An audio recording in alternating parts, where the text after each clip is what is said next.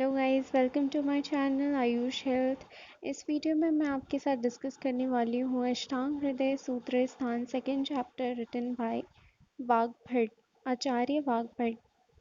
So hi guys, let's get started to the Sutra Sthana second chapter of Ashtanga Hridaya, जो कि BMS first year के syllabus में है। And the topic is dinacharya, which is the second chapter of the अष्टांग हृदय सूत्र स्थान। पहले इसमें बताया गया है प्रातः उठने का समय। ब्रह्मो मुहूर्त उत्तिष्ठते रक्षार्थम स्वस्थो रक्षार्थम आयुष, यानी कि जिस व्यक्ति को अपने आयु की रक्षा करनी है उसको ब्रह्म मुहूर्त में उठना चाहिए, ऐसा निर्देश दिया गया है। फिर उसके बाद ये बताया गया है कि प्रातः उठने के पश्चात क्या करना चाहिए। तो शरीर की चिंता से मुक्त होकर के मल उत्सर्ग करना चाहिए। उसके बाद जो कषाय रस में खदिर, उसके बाद कटु रस में करंज और तिक्त रस में नींब, इन सब के का दंत धावन करना चाहिए, यानी कि ब्रश करना चाहिए, जिसको आज के जनरेशन में हम लोग कह रहे हैं ब्रश करना। तो पहले दंत धावन होता था, दांतौन होता था। उसकी भी इसमें बताई गई है कि दातून का जो अग्न भाग है वो मृदु होना चाहिए। उसकी जो लंबाई है वो कनिष्ठिका उंगली के समान होनी चाहिए, 12 उंगली लंबी होनी चाहिए और सीधी होनी चाहिए। ऐसा बताया गया। और ये भी इम्पोर्टेंट है कि इसमें जो तिक्त रस है, तिक्त रस में नींब, कषाय में खदेर लें और कटु रस में करंज ही लें। ये इम्पोर्टेंट है क्योंकि हम ब्रश करने के या दांतौन करने के लिए हमेशा नीम का दांतौन, आपने गांव में भी देखा होगा ऐसा चलता है, तो नीम का दांतौन ही यूज़ करते हैं। बिकॉज़ इससे जो भी हमारे दांतों में कीटाणु होते हैं वो नष्ट हो जाते हैं। फिर स्वच्छ जल लेकर मुंह धोना चाहिए, ऐसा निर्देश दिया गया है। उसके बाद दंत धावन जो है, इससे निषेध भी है, सब कोई नहीं कर सकता है। इसके निषेध में है कि जिनको अजीर्ण हो, जिनको मतलब खांसी आ रही हो, सांस लेने में दिक्कत हो, वॉमिटिंग आ रही हो तो और प्यास लगी हो, ऐसे लोगों को दंत धावन नहीं करना चाहिए।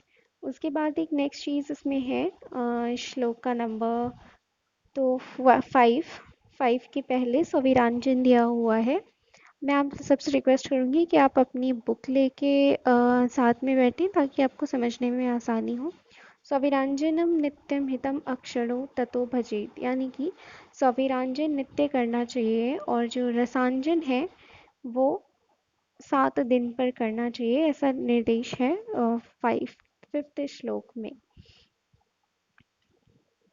तो जो रसांजन का श्लोक है, श्लोक नंबर 5, चक्षु तेजोमयम तस्य विशेषात् श्लेष्मतो भयम योजेत सप्तरात्रि अस्मात् श्रवणार्थम रसांजनम। नेत्र तेज यानी कि पित्त का स्थान है, इसलिए उसे विशेष रूप से कफ का भय होता है।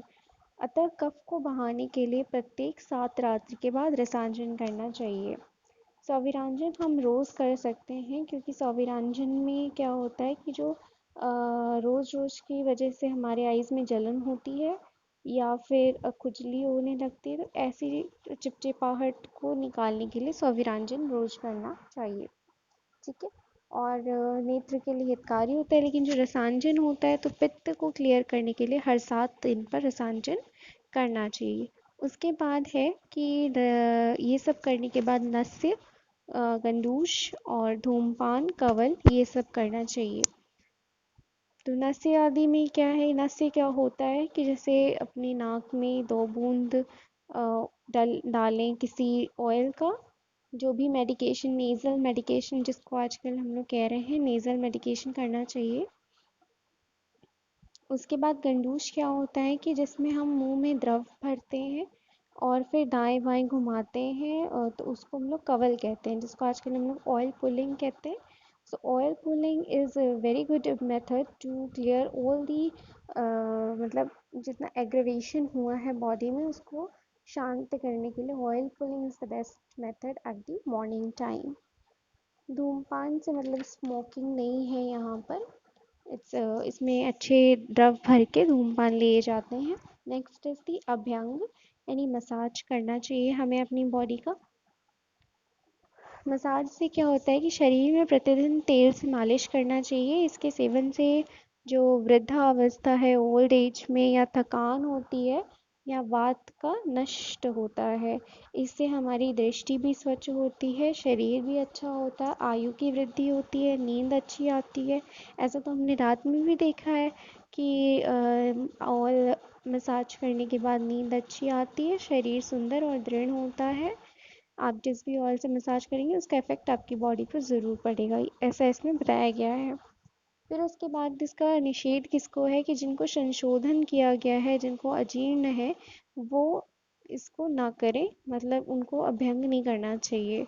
जिनका प्योरिफिकेशन हुआ है, डिटॉक्सिकेशन हुआ है या जिनको इंडाइजेशन हुआ है तो उनको ये नहीं करना चाहिए। नेक्स्ट इसके बाद श्लोका नंबर 10। लाघवम कर्म समर्थ्यम दीप्तो अग्नि मेदशय विभक्त घन गात्रत्वम व्यायामाद उपचायते। व्यायाम करने से शरीर में हल्कापन, काम करने की शक्ति, कर्म सामर्थ्यम, दीप्तो अग्नि यानी कि अग्नि को दीप्त करता है, मेद का यानी कि फैट को कम करता है, क्षय करता है, विभक्त घन गात्रत्वम यानी कि जो भी बॉडी में इधर उधर फैट फैले रहते हैं उनको अपनी प्रॉपर जगह पे लाता है। ये सब इसके उपजायते यानी कि यूजेस हैं। उसके बाद व्यायाम सबको नहीं करना चाहिए, इसके लिए भी इसमें इंडिकेशंस दी गई हैं कि किन को करना चाहिए। तो वो जो वात और पित्त के रोगी हैं उनको नहीं करना चाहिए, क्योंकि ये करने से, एक्सरसाइज करने से वात इंक्रीज होता है, इसलिए वात रोगियों को नहीं करना चाहिए। जैसे अर्थराइटिस का कोई पेशेंट है तो उसको नहीं करना चाहिए, और वो कर भी नहीं पाएगा, दैट्स डिफरेंट मैटर। जो बालक हैं, वृद्ध हैं और जिनको इंडाइजेशन हुआ है वो भी व्यायाम नहीं कर सकते हैं और नहीं करना चाहिए।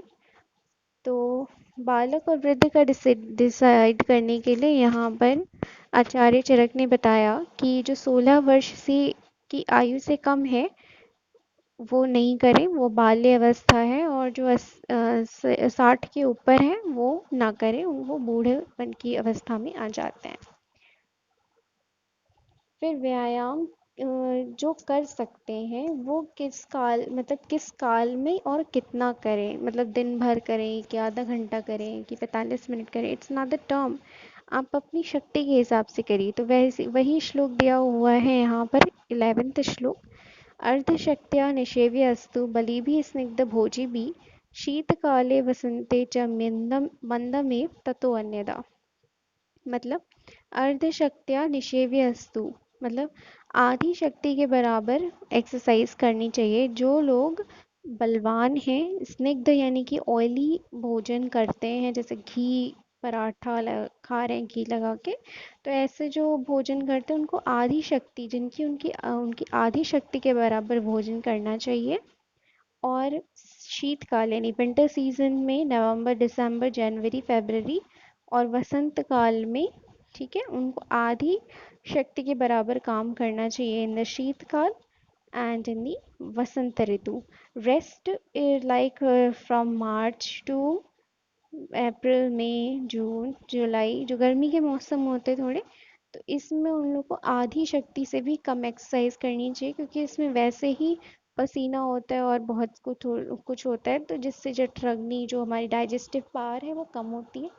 सो इसलिए ऐसा नहीं करना चाहिए इसमें ज़्यादा एक्सरसाइज, ऐसा इसमें निर्देश दिया गया है। आप चार्ट संख्या 10 देख सकते हैं, संवत्सर। उसके बाद है व्यायाम के पश्चात क्या करना चाहिए। तो व्यायाम के बाद शरीर का थोड़ा सा मसाज करना चाहिए, मर्दन करने, दबा देना चाहिए, मतलब इससे ठीक हो जाता है, थकावट भी दूर हो जाती है। और उसके बाद अति व्यायाम भी नहीं करना चाहिए, ऐसा श्लोक नंबर 14 में बताया है कि क्यों नहीं करना चाहिए, अति व्यायाम से क्या प्रॉब्लम हो सकती है। 13 एंड 14 में ये बताया गया है। सो श्लोक नंबर 12, 13 एंड 14 ये बताया गया कि व्यायाम के बाद क्या करना चाहिए, मतलब एक्सरसाइज के बाद क्या करना चाहिए, और अगर ज़्यादा एक्सरसाइज कर लिया तो उसके डिमेरिट्स क्या क्या हैं। फिर श्लोक नंबर 15 में बताया गया है कि उद्वर्तनम कफहर मेधसः प्रविलायनम स्थिरीकरणम अंगानां त्वक्प्रसादकरम परम। मतलब उद्वर्तन मतलब क्या होता है कि जैसे इसको समझ लो आप स्क्रबिंग। ठीक है, तो करने से जो भी मलिन विलीन हो चुके हैं, जो मेल जो फैट विलीन डिज़ोल्व हो चुके हैं अंगों को उसको निकालने के लिए, जो बॉडी है उसको अच्छी बनाने के लिए, सुंदर बनाने के लिए, जब आप ऐसे भी देखते होंगे कि स्क्रबिंग करने के बाद जो बॉडी है वो बहुत सॉफ्ट हो जाती है, तो इसलिए भी। और हम इसमें किस किस चीज़ का यूज़ करते हैं ये भी बताया गया है इन द श्लोका नंबर 16। 16 से पहले आप देखिए जो श्लोक कंटिन्यूड है 15 वाला, उसमें जौ या चने के आटे में स्नेह मिलाकर मर्दन करने को उद्वर्तन कहते हैं, और अगर द्रव्य है या चूर्ण में स्नेह नहीं मिला करके मर्दन करने से उसको उद्घर्षण कहते हैं। So there are two types of scrubbing, आप समझो। ठीक है, जैसे बेसन में पानी मिला के कर लिया, हम उसको स्क्रबिंग कहते हैं, और जो ऑयल लगा के करते हैं that is also scrubbing in modern, but Ayurveda is different, दोनों चीज़ें अलग होती हैं। ठीक है, त्वचा में शुद्धता आती है, स्क्रबिंग करनी चाहिए।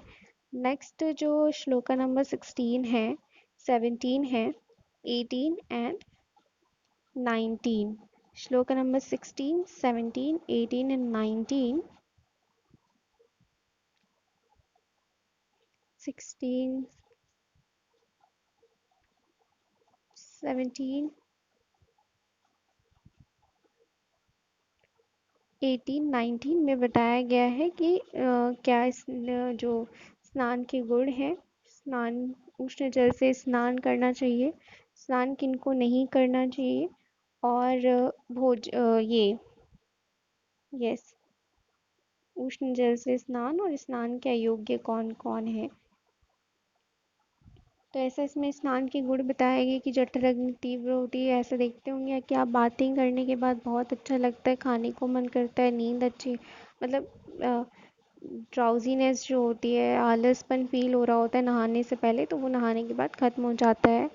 और जो भी बेकार भावनाएं होती हैं वो भी ख़त्म हो जाती हैं। ईचिंग हो रही होती है या पसीना होता है तो वो भी साफ़ हो जाता है, नहाना चाहिए। उष्ण जल से, गर्म पानी से शरीर के निचले भाग को स्नान बलकारक होता है, लेकिन उसी गर्म पानी से शरीर के ऊपर वाले भाग को नहीं करना चाहिए। फिर भोजन की विधि बताई गई है इसमें आयुर्वेद में हमारे की प्रॉपर भोजन की विधि क्या होती है श्लोका नंबर 19 में।